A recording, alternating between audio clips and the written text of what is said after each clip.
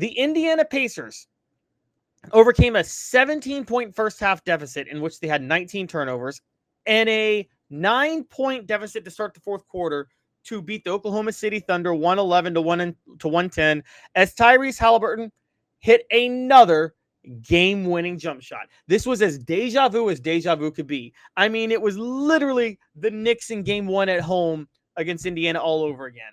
The Knicks in game one at home against Indiana had a gigantic lead, blow it late. Tyrese Haliburton hits a game tying play in that one to send it to overtime, and then the Knicks blow it in overtime.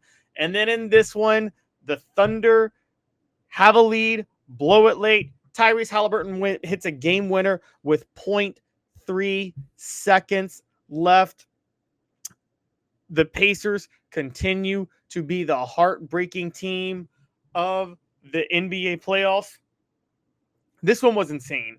I mean, guys, I can't say this one was really insane because honestly, the next one was more insane. But how many times is this going to happen? How many times are the Pacers going to play heartbreaker in this? This is absolutely ridiculous. I've never seen anything like this. And here's the crazy part of the stats, okay? Tyrese Haliburton is not a non-clutch player. He's a very good player whose level of play has really paralleled what he did in the regular season. But he's not like your type of clutch player who just ups his game in the playoffs, okay? Tyrese Haliburton, his PER is almost exactly the same as it was during the regular season. His value over replacement is actually significantly lower than it was during the regular season. His box plus minus is 0.3 points lower than it was during the regular season. And his win shares and win shares per 48 minutes are both lower than they were in the regular season. Tyrese Haliburton, the advanced metrics show, is no more clutch in the playoffs than your average NBA playoff player. Yet somehow he has these game-winning shots where he cuts you deep. So what's the explanation? There's no science to it. There's no science to it. It's just been luck. Not luck in that Tyrese Haliburton hit those shots. It's just been down to chance. It's a sheer coincidence that Tyrese Haliburton has been this good in the clutch in game-winning shots and has stood out for it. The real story of the Pacers is Rick Carlisle is that good of a coach. Rick Carlisle has consistently, throughout his career, coached talent beyond what he has. Hence the reason he won a title with the 2011 Mavericks, which says it all. Okay, 97.5% of NBA Finals championships were won by the team with the better players and the better stars.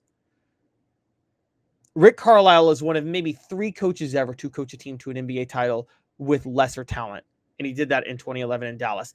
When you have a coach that can overcome lack of talent, you open up situations for your weapons to make big plays in the final moments. And that's what happened with Tyrese Haliburton. Tyrese Haliburton, again, I want to stress this, for his career Tyrese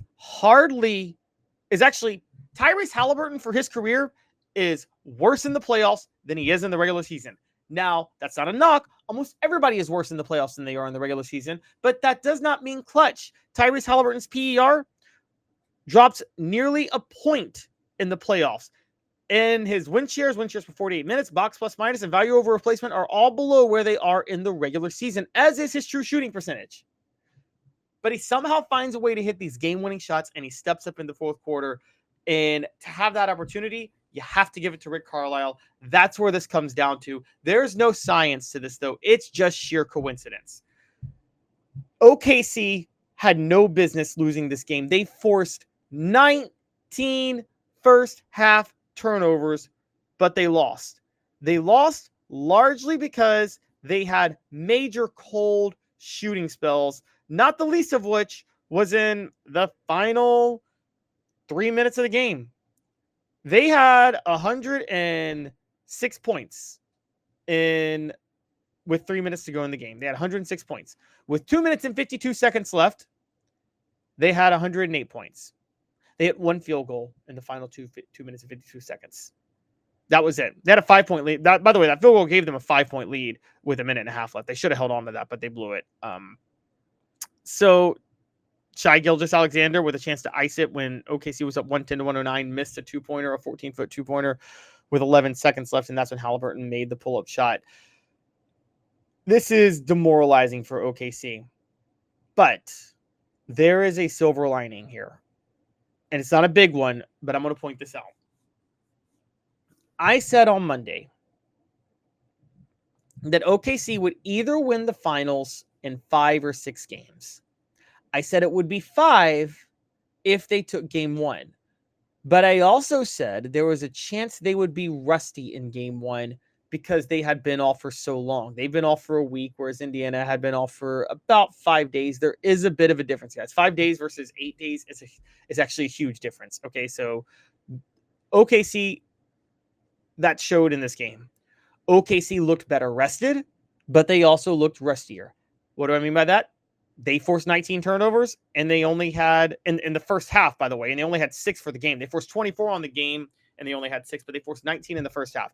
They were fresh. They were better rested. They wrecked Indiana. However, the rustiness showed. They shot below 40% from the field, 39 of 98. They were only 11 of 30 from 3 at 36.7. Okay. By the way, these are not, these are both below their averages for the year. Well, not the 3-point percentage. They actually shot above their average in 3-point percentage. Well below their percentage in field goal percentage, though. Well below. Okay. That's not how bad they usually are from the field.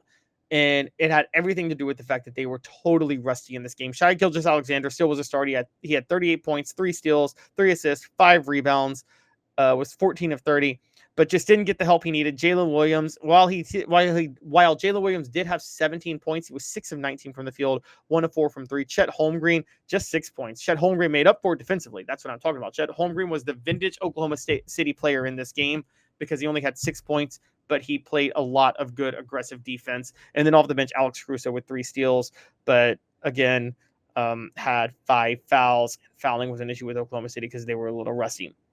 I say all this to say that if Oklahoma City can mentally get past this loss, and that may be difficult, by the way, they may not be able to get past this loss mentally because of just how brutal it was. But if they can, they can still win this game in this series in 6. And I think they still win this series in 6 because their shooting is not going to be as poor going forward. And I do think once the shooting differences even out, Oklahoma City is going to give Indiana too much trouble. They're going to give Indiana too much trouble in so many different ways. And because of that, I think Oklahoma City is going to go win this series. This overall should be a fluke. Okay, Tyrese Haliburton, for the record, had 14 points, 10 rebounds, 6 assists. He just had 14 points, just that last shot. But it will depend on how Oklahoma City can mentally respond because they haven't been here before. If you want a comparison, go to the 94-95 Magic. The 94-95 Magic lost game 1 to the Houston Rockets, who were already defending champs. They lost game 1 in a heartbreaker because Nick Anderson missed 4 free throws. 4 straight free throws. And when I mean 4 straight free throws, I mean Orlando led by 3. Nick Anderson got fouled. He missed both free throws. They got the rebound. He got fouled again. He missed 2 more free throws. Orlando wasn't home. Houston responded by hitting a game-tying 3 to send it to overtime and then 1 in overtime.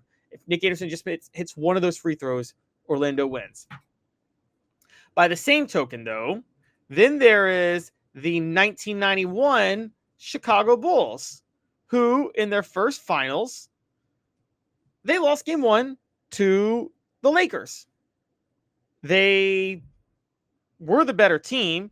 They went 61-21 that year, but they lost game 1 to Magic Johnson's Lakers. And truth be told, you could say they didn't play well and they thought the moment was too big. They responded by winning 4 straight and winning the series 4-1. So, how will Oklahoma City respond to losing to game? Excuse me, let me say this again. How will Oklahoma City respond to losing game 1 of the NBA Finals in the heartbreaking fashion they did to the Pacers? And it was heartbreaking. Will they respond like the 1991 Chicago Bulls, who also lost a heartbreaker in game 1 to a team they were better than at home, and then proceeded to win 4 straight to win the series 4-1? Or will they respond like the 1995 Orlando Magic, who lost game 1 to the Houston Rockets because Nick Anderson missed 4 free throws at home, and then never mentally recovered and got swept. That's what we find out about this OKC team after this. I think they're more like the 1991 Chicago Bulls. I do. I don't think Shai Gilgeous-Alexander is Michael Jordan, but I think they're more like the 1991 Chicago Bulls. Indiana doesn't have Houston's championship pedigree that came with the 95 NBA Finals. Now, the Lakers did with Magic Johnson, but that Lakers team in 91 didn't have Kareem, so that's a different story. So with all that being said, I think it's more likely OKC responds strongly to this NBA Finals loss, and they still managed to win the series in 6 games because they didn't shoot the ball well and still only lost by 1. I think the turnovers are more reflective of the difference between these teams than the shooting ability. And so I think OKC still wins in 6 games, but it does depend on how well they respond.